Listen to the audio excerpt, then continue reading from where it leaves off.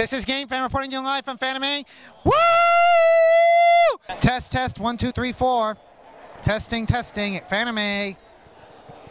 Greetings, everyone. This is GameFan23 reporting to you live on the last and final day of Fanime 2012, where I would have to say it was a lot more fun being here this year than it was last year. But as you can see behind me over here, all this construction here is going on, which has made our space for many photographers extremely limited. But by 2013, all that construction will be done and the convention will have been fully expanded. This was my third year at Fanime. I will have to say there were a lot of ups and downs for me.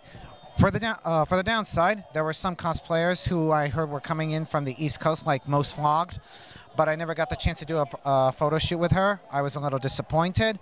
I kept bumping into her several times, but she was always taken. But that's fine by me. I'm not sure if I'll ever do a photo shoot with her, but if that's not the case, and if I'm not worthy enough, then I guess there's nothing I can do. I also bumped into Rachel a couple of times. Maharada, she was still great, but I could tell she was as busy as ever. I saw her at SakuraCon, and it was her first time up there.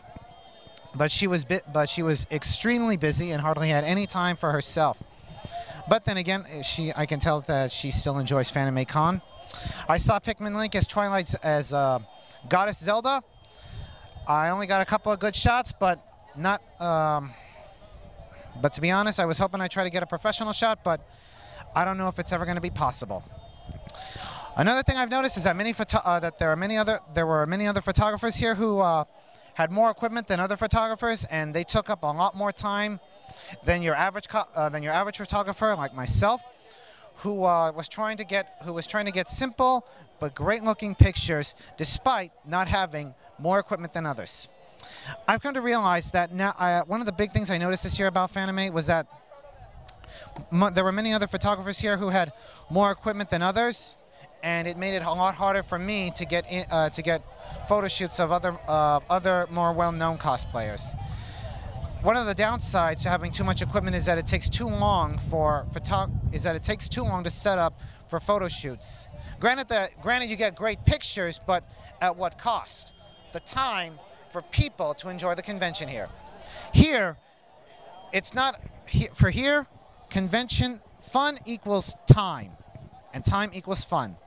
If too much time is taken from the photo shoot, then there's too little time for you to enjoy the convention.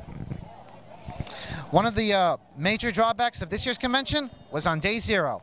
There was a blackout that covered 3 square blocks, and because of that, many pre-registereders couldn't get in, and they were in line for at least 4.5 hours.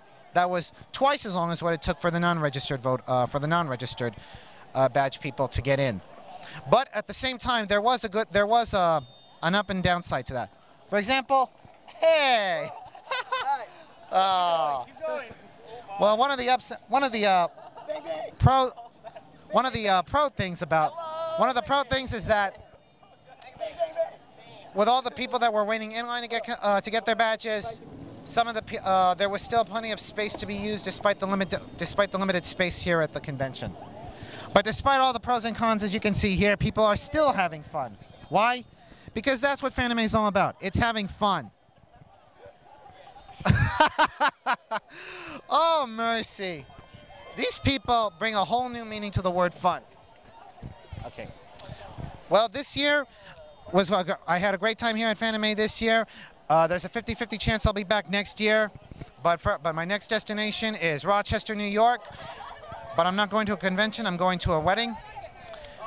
But when I get back from Rochester, it's off to AM Squared and AX 2012. So, until AM Squared and AX, this is GameFan reporting to you from the last day of Fanime. For now, so long. Before I go, I got one thing to say to you.